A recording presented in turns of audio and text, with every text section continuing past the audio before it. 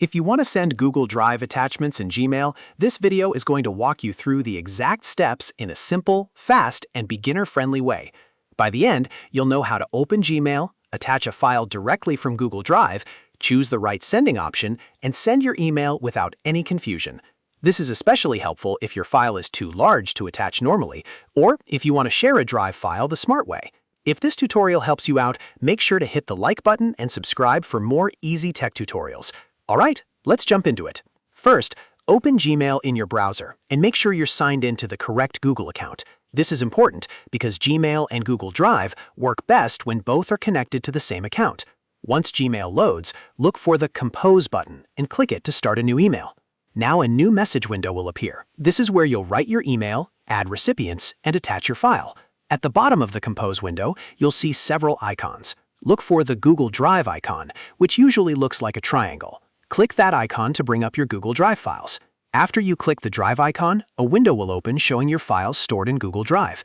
This is where you can browse through documents, PDFs, images, spreadsheets, and other files you've uploaded before. Take a moment to locate the file you want to send. You can use the search bar if you have a lot of files and want to find something quickly. Once you find the file, click to select it. After that, Gmail will give you an option for how you want to send it.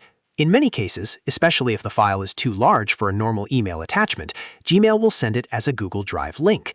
If the file is small enough, it may also allow it to be inserted as an attachment. Choose the option that fits your needs. If you're sending a file that other people need to open easily, the Drive link option is usually the safest choice. It lets the recipient access the file directly from Google Drive, and it helps avoid size limits that come with regular email attachments. If you do want it attached directly, make sure the file size is small enough for Gmail's attachment limit. After choosing the file and the sending method, click Insert. Gmail will place the file into your email message. You should now see the attachment or Drive link appear inside the Compose window. Take a second to make sure everything looks correct before moving on. Next, enter the recipient's email address in the To field. You can also add CC or BCC if needed, depending on who should receive the message. Then type your subject line. Make it clear and simple so the recipient knows what the email is about. After that, write your message in the body of the email. You can include any extra instructions, context, or notes that the recipient needs before opening the file. Before you send, always double-check that the correct file is attached and that the recipient email address is spelled correctly. This is a small step, but it can save you from sending the wrong file to the wrong person.